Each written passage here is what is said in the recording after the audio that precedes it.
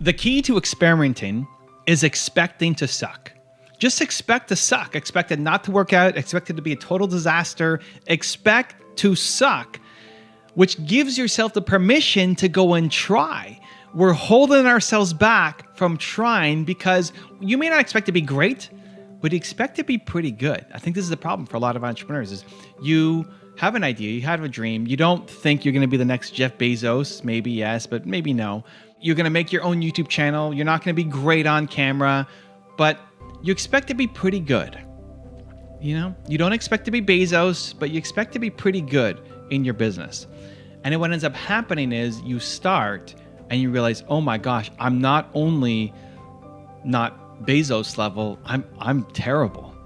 I see it all the time with people who are starting their YouTube channels.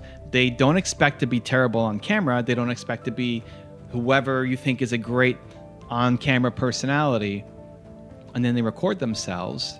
And if they thought they'd be like an 8 out of 10, they don't expect to be 10. They think they'd be 8. And then they watch it back like, oh my gosh, I'm a 2. I'm a 2 out of 10. And then they stop and they never release the video. They never try the next thing because they're convinced that they just suck, that they suck as a human and that they'll never get the skills. Well, how do you get the skills? By practicing, by doing. Just because you're a 2 out of 10 now doesn't mean that you can't become an 8 or a 9 or a 10. How do you get there? How do you go from a 2 to an 8 or 9 or 10 at the thing that you want to be great at? By practicing, by learning, by doing, not just by researching and studying and watching other people. You have to get into the trenches and start to create and start to make. That's how you move. But people are too afraid to fail that they don't even try. You're so afraid to fail that you don't even try. And the way through it is expecting to suck. I am right now learning about NFTs. And now I know enough to be dangerous about NFTs. But 2 months ago, I didn't. I knew nothing. I didn't know what it stood for. Non-fungible. I didn't even know what a fungible token, nothing made sense. I didn't understand what WAGME meant. I didn't understand what LFG meant. I didn't understand what HODL meant. I didn't know the difference between Bitcoin or Ethereum. I didn't know what a MetaMask wallet was. All of this stuff, zero idea. And the more I just looked at it from the outside, the more I got stressed out, confused, overwhelmed. I don't understand any of this stuff. I feel like a total beginner. And so I'm not going to learn it. And I want to be the person who jumps on things, who learns things, who doesn't accept scary, difficult, or hard as good enough reasons for me not to do it. So I dove in and I asked all of those stupid questions. And I learned not just by reading about it, but by launching my own NFT projects and putting it out there and starting to work with people. I went into the different Discords and Twitter. I didn't even know what Discord was. I wasn't using Discord.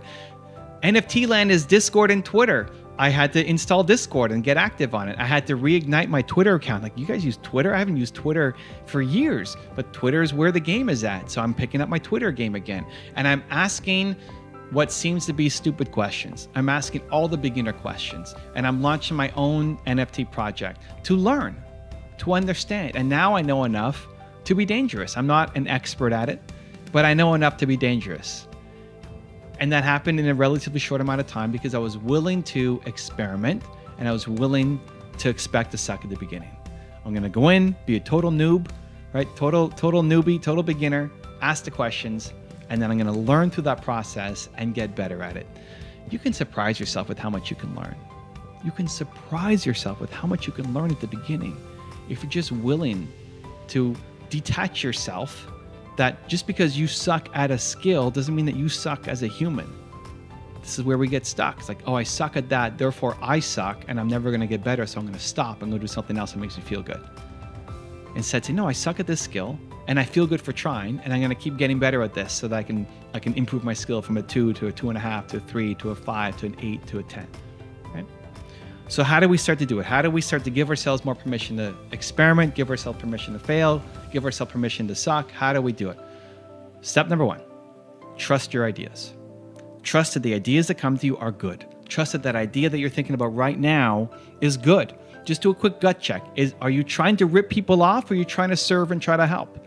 Are you trying to just take their money, put it in your bank account and go buy your boat? Or are you trying to actually do some good, right? If you're watching this channel, hopefully you're in the second category. You're trying to serve, you're trying to help, you're trying to create something of value. So If that is your intention, then trust your ideas.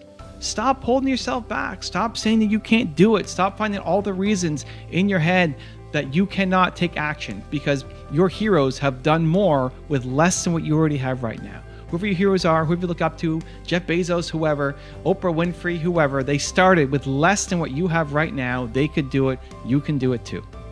You can.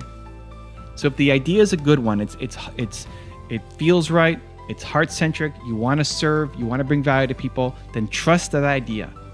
Trust it. Step number 2, immediate action. Immediate action. The problem is we get stuck in overthinking, over-planning, over-preparing, over-strategizing, over-asking other people, well, what do you think I should do? Stop that. Immediate action. What's the first thing that you can do? If you want to get into NFTs, go join somebody's Discord. Go launch your own single NFT. You're going to make tons of mistakes. Perfect. Launch it. You want to launch a podcast? Great. Start your podcast today. You want to create a YouTube channel? Awesome. Pull out your phone, record your video.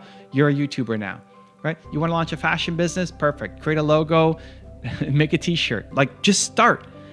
It doesn't have to be anything great. Just start. The biggest thing for most people that's missing is just momentum. It's all of these things stuck in your head and not enough being created in the world. And to get all this organized and structured and actually making sense, you have to actually put something out. So trust your ideas, that they're good, that they're of value, that they will serve.